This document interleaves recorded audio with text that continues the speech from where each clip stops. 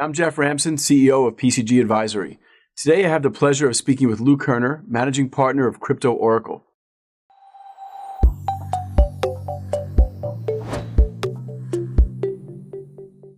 So Lou, tell us a bit about Crypto Oracle, how you started it, and what your mission is with Crypto Oracle.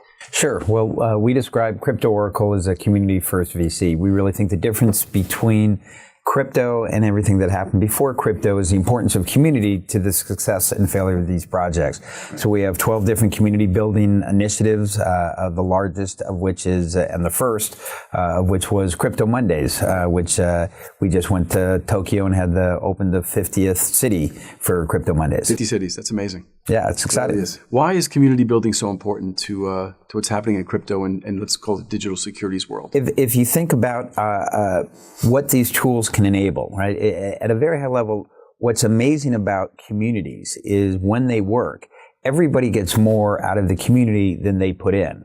And that means tremendous value can be created by communities. For the Bitcoin community, if you think about the value that people get, it's very cash-like. So, people mine, so they get a Bitcoin. Right. But we really think in the future, as important as cash or cash-like incentives are, we really think the much bigger opportunity is in other ways that you can incentivize people that actually don't cost money to produce, but that people will create a lot of value on or place a lot of value on. We think status in communities is incredibly important, and we think NFTs can provide a lot of value for members of the community to provide and incentivize them to give even more to the community. Right. So would you mind explaining what an NFT is? Sure. So an NFT is a non-fungible token of things that are fungible.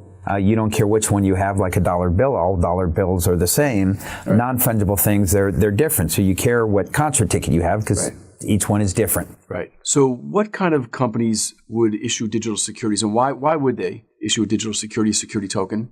And what makes it so interesting?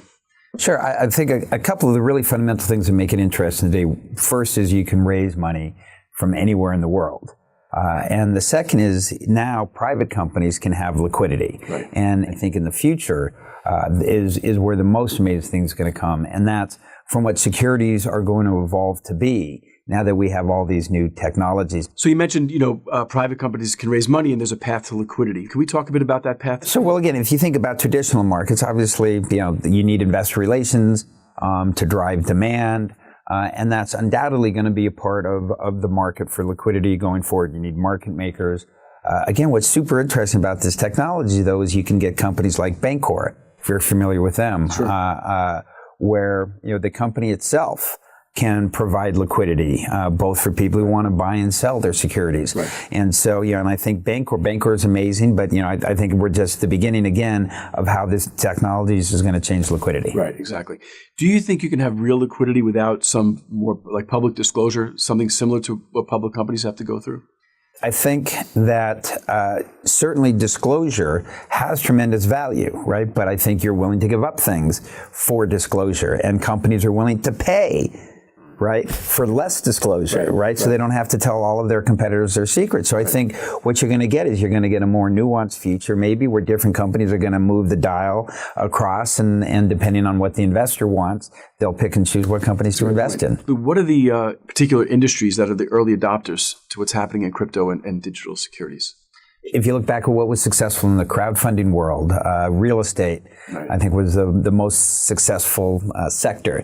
And I think you're starting to see that now, the same exact thing in security tokens, because real estate is something that investors can pretty easily understand. So we're starting to see some pretty significant real estate projects begin the tokenization process. Right. People understand they're getting a hard asset behind the token. And through the smart contract, they can get interest and other things. Look, you're clearly a thought leader, and I applaud you for everything you've done.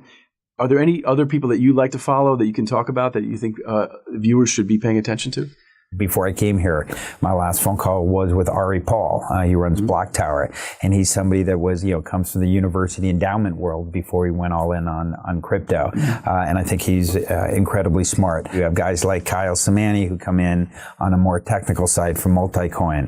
You have Anthony Pompliano at Morgan Creek, and he's more out there on Twitter and social media and, saying that everything's going to go to the moon. So what's the most exciting thing you're working on today? That's actually real easy. Today, I was spending a lot of time on crypto Crypto Commons. It's our crypto shared workspace, kind of we work for crypto.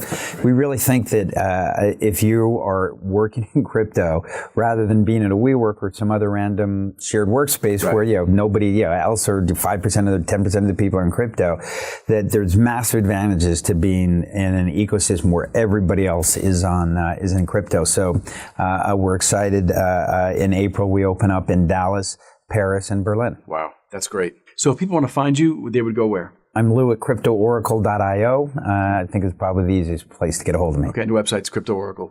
.io. Great.